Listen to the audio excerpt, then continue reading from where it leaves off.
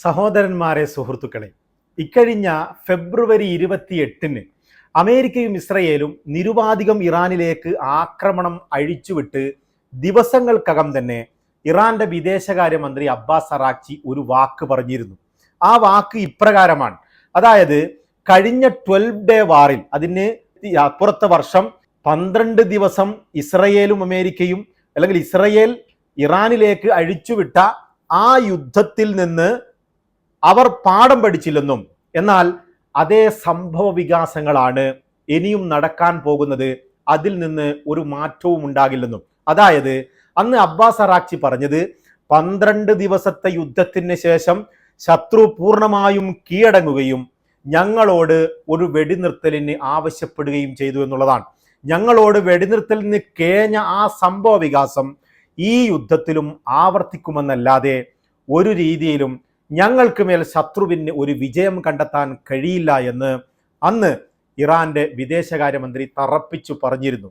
ഈ വാക്കിനെ അക്ഷരാർത്ഥത്തിൽ ശരിവെക്കുന്ന രീതിയിലാണ് ഇപ്പോൾ അമേരിക്കയും ഇസ്രയേലും ഇറാനും തമ്മിലുള്ള ഈ യുദ്ധത്തിൽ നടന്നുകൊണ്ടിരിക്കുന്ന സംഭവ വികാസങ്ങൾ എന്ന് നമുക്ക് വളരെ കൃത്യമായി പറയാൻ കഴിയും. അതായത് ഫെബ്രുവരി 28-ന് യുദ്ധം ആരംഭിച്ചു.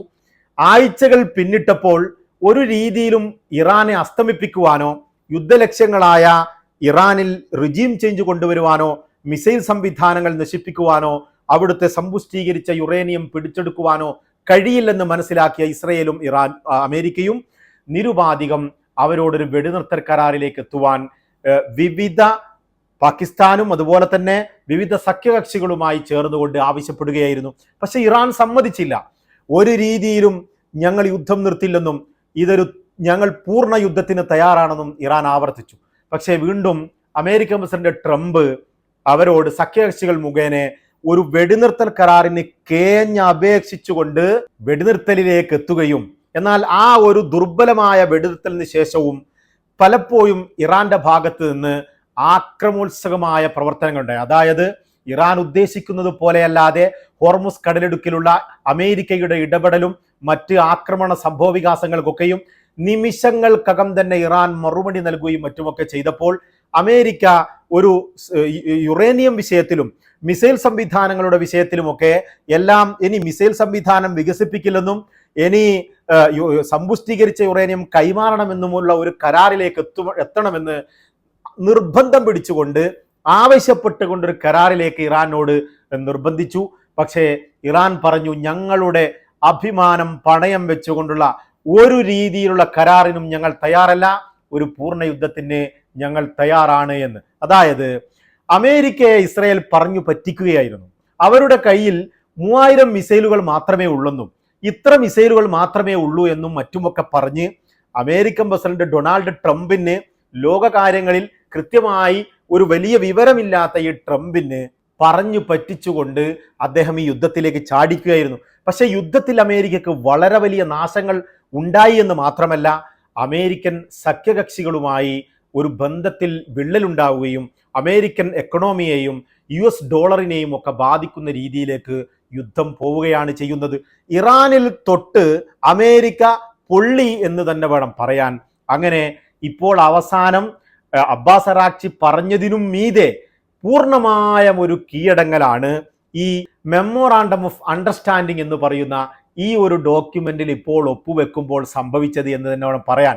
അതായത് ഈ മെമ്മോറാണ്ടത്തിലെ ഏറ്റവും പ്രധാനപ്പെട്ട വിഷയം എന്ന് പറയുന്നത് $300 ബില്യൺ സഹായം ഇൻവെസ്റ്റ്മെന്റ് ഇറാനിൽ ചെയ്യണമെന്നുള്ളതാണ്.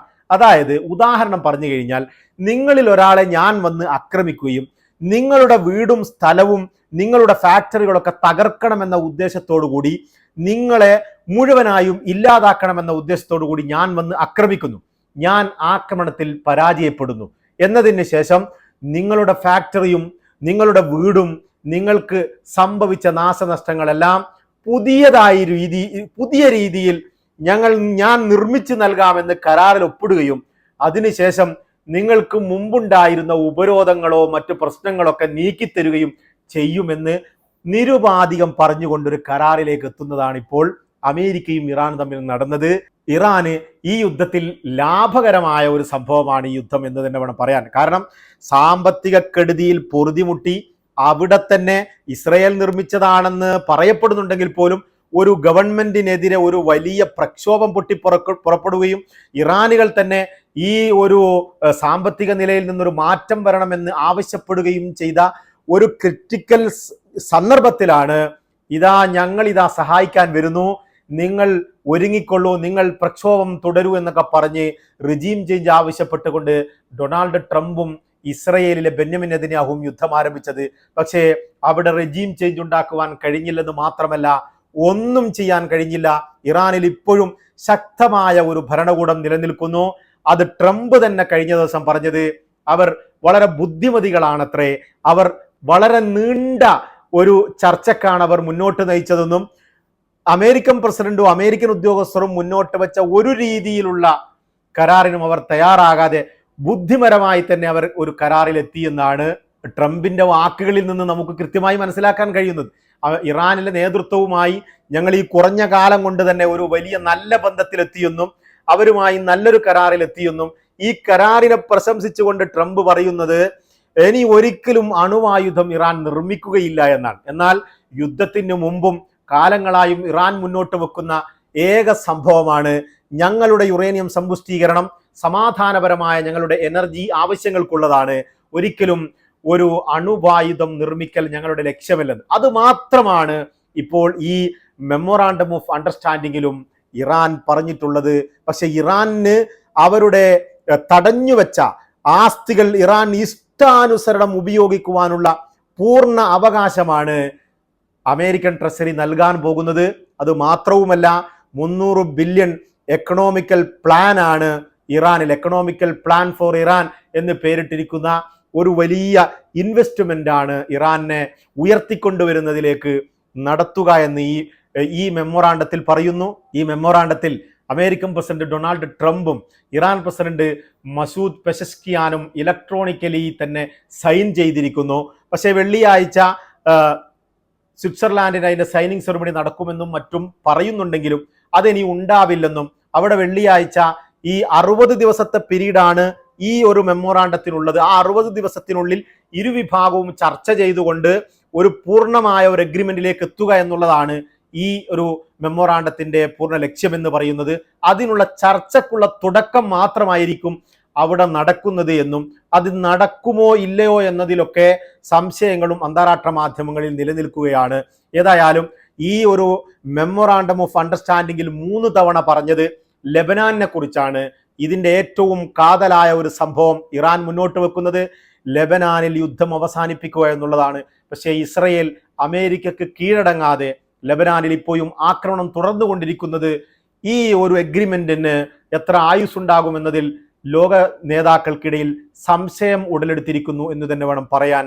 പക്ഷേ ഹോർമുസ് കടലിടുക്കിൽ ഒരു പൂർണ്ണമായ ശാന്തത വരാൻ പോകുന്നു എന്നും American vice president JD Vance നിമിഷങ്ങൾക്ക് മുമ്പ് പറഞ്ഞത് ഇറാന്റെ മേലുള്ള പൂർണ്ണമായ ഉപരോധങ്ങൾ ഞങ്ങൾ നീക്കിക്കഴിഞ്ഞു, ഇറാൻ ഇഷ്ടാനുസരണം എണ്ണ വിൽപ്പന നടത്തി തുടങ്ങിയിരിക്കുന്നു എന്നാണ്. അപ്പോൾ ഹോർമുസ് കടലിടുക്ക് സാധാരണ നിലയിലേക്ക് എത്തുകയും അതുപോലെ തന്നെ യുദ്ധം അവസാനിപ്പിക്കുവാനും വേണ്ടിയാണ് അമേരിക്ക ഇപ്പോൾ പരിശ്രമിച്ചത്. ഹോർമുസ് യുദ്ധത്തിന് മുമ്പ് ഇതിലും സാധാരണ നിലയിലായിരുന്നു. പക്ഷേ ഈ ഒരു മെമ്മോറാണ്ടം ഒപ്പിടുമ്പോഴും ഇറാന് ഹോർമുസ് കടലിടുക്കും അവർ അവകാശപ്പെടുന്ന ഒരു അവകാശവാദത്തിന്മേൽ അവരിന് ഫീസ് ഈടാക്കുകയില്ലെന്നോ ഹോർമുസ് അവരുടെ നിയന്ത്രണത്തിലായിരിക്കുകയില്ലെന്നോ ഈ മെമ്മോറാണ്ടത്തിൽ പറയുന്നില്ല. അവർ തീർച്ചയായും അവരുടെ തന്നെ നിയന്ത്രണത്തിൽ ഹോർമുസ് കടലെടുക്ക് നീങ്ങും എന്ന് തന്നെയാണ് ഇതിൽ നിന്നൊക്കെ നമുക്ക് മനസ്സിലാവുന്നത്. ഈ മെമ്മോറാണ്ടം ഓഫ് അണ്ടർസ്റ്റാൻഡിങ്ങിൽ തീർച്ചയായും ഇറാന് തന്നെയാണ് മേൽക്കൈമ എന്ന കാര്യത്തിൽ യാതൊരു സംശയവുമില്ല. അവർക്ക് പൂർണ്ണമായ ഉപരോധം നീക്കുന്നതിലേക്കും അവരുടെ തടഞ്ഞുവെച്ച ആസ്തികൾ അവർക്ക് ലഭിക്കുന്നതിലേക്കും അവർക്ക് 300 ബില്യണിലധികം വരുന്ന ഇൻവെസ്റ്റ്മെന്റ് ലഭിക്കുന്നതിലേക്കും ഈ ഒരു യുദ്ധം കൊണ്ട് അവർക്ക് ഉപകാരം കിട്ടി എന്ന് തന്നെ വേണം പറയാൻ. അത് മാത്രവുമല്ല, യുദ്ധത്തിന് മുമ്പുള്ള ഇറാനല്ല ഇപ്പോഴത്തത്. കൂടുതൽ ശക്തിയുള്ള ലോകശക്തികളോട് ഏറ്റുമുട്ടി പരിചയപ്പെട്ട കൂടുതൽ ശക്തരായ ഇറാനിനെ നിർമ്മിച്ചുകൊണ്ടാണ് മിഡിൽ ഈസ്റ്റിൽ നിന്നും അമേരിക്ക അവരുടെ സൈന്യത്തെ പിൻവലിക്കുന്നത് എന്ന ഒരു പ്രത്യേകത കൂടി ഇപ്പോൾ വന്നിരിക്കുകയാണ്. 12 ദിവസത്തെ യുദ്ധത്തിൽ നിന്ന് ഞങ്ങൾ ഒരുപാട് പാഠം പഠിച്ചു എന്നായിരുന്നു ഈ യുദ്ധത്തിന് മുമ്പ് ഇറാൻ പറഞ്ഞത്. തീർച്ചയായും നമ്മളത് കണ്ടതാണ്. 12 ദിവസം ഇറാനിലെ വ്യോമ പ്രതിരോധ സംവിധാനങ്ങൾ കാര്യമായി പ്രവർത്തിച്ചതായി കണ്ടതേയില്ലെങ്കിലും ഈ ഒരു യുദ്ധത്തിൽ അവിടെയുള്ള വ്യോമ പ്രതിരോധ സംവിധാനങ്ങൾ കൂടുതൽ മികച്ചതായതും അമേരിക്കയുടെ ഒരുപാട് ഡ്രോണുകളെയും അമേരിക്കൻ യുദ്ധവിമാനങ്ങളെപ്പോലും അമേരിക്കൻ യുദ്ധ ഹെലികോപ്റ്ററുകളെ പോലും വെടിവെച്ചിടുന്ന രീതിയിലേക്ക് ഇറാൻ വളർന്നു കഴിഞ്ഞെന്നും ഈ യുദ്ധത്തിന് ശേഷം ഇനി ഇറാൻ അവരുടെ വ്യോമ പ്രതിരോധ സംവിധാനത്തിൽ കൂടുതൽ കാര്യങ്ങൾ കണ്ടുപിടിക്കുകയും അതിൽ ശ്രദ്ധ കേന്ദ്രീകരിക്കുകയും കൂടുതൽ യുദ്ധം ചെയ്യാനുള്ള കഴിവാർജിക്കുന്ന ഒരു ഇറാനെയും ലോകം കാണുക തന്നെ ചെയ്യുമെന്ന കാര്യത്തിൽ യാതൊരു സംശയവുമില്ല. ഇതൊക്കെയും അമേരിക്കയുടെയും ഇസ്രയേലിന്റെയും പരാജയമാണ്. ഇക്കഴിഞ്ഞ ദിവസങ്ങളിൽ ഇസ്രയേലിലേക്ക് ലെബനാനെ ആക്രമിച്ചു എന്ന് പറഞ്ഞുകൊണ്ട് ഇറാൻ ആദ്യമായി ഇസ്രയേലിനെ ഇങ്ങോട്ട് ആക്രമിച്ചിട്ട് പോലും ഇറാനിൽ ഒരു പൂർണ്ണ യുദ്ധത്തിന് ഇസ്രയേൽ തയ്യാറായില്ല. പകരം ഒരാക്രമണം പേരിന് നടത്തി അവിടെ നിന്ന് ഉൾവലിയുന്ന ഒരു അവസ്ഥയാണ് ലോകത്തെ ഏറ്റവും ആക്രമകാരിയായ തീവ്രവാദികൾ എന്നറിയപ്പെടുന്ന ബെന്യാമിൻ നെതന്യാഹുവും ഇസ്രയേൽ ഭരണകൂടവും ചെയ്തത്. കാരണം ഇറാനെ അവർക്ക് ഭയം വന്നിരിക്കുന്നു. ഇറാൻ അവർ ഉദ്ദേശിച്ച ഇറാൻ അല്ല. അവർ യുദ്ധത്തിൽ മേൽക്കൈമ നേടുന്ന തീരാത്ത മിസൈൽ ശേഖരമുള്ള ആയുധ ശേഖരമുള്ള അത്യാധുനിക സംവിധാനത്തോടുകൂടെ പ്രവർത്തിക്കുന്ന IRGC എന്ന് പറയുന്ന സേനയുള്ള ഒരു രാജ്യമാണെന്ന് അവർ മനസ്സിലാക്കിയിരിക്കുന്നു. അങ്ങനെ പോരാട്ടത്തിലും സാമ്പത്തികമായും ഈ യുദ്ധത്തിൽ ഇറാൻ വിജയം കൈവരിച്ചു എന്ന് തന്നെയാണ് ഈ വിഷയങ്ങളൊക്കെയും നമുക്ക് മനസ്സിലാക്കി തരുന്നത്. അമേരിക്കയുടെ ചരിത്രത്തിൽ എഴുതപ്പെടുന്ന ഒരു പരാജയമാണ് ഇറാനിൽ അമേരിക്ക നേരിട്ടത് എന്ന് തന്നെ വേണം പറയാൻ. തൽക്കാലം വിട, നമുക്ക് വീണ്ടും കാണാം.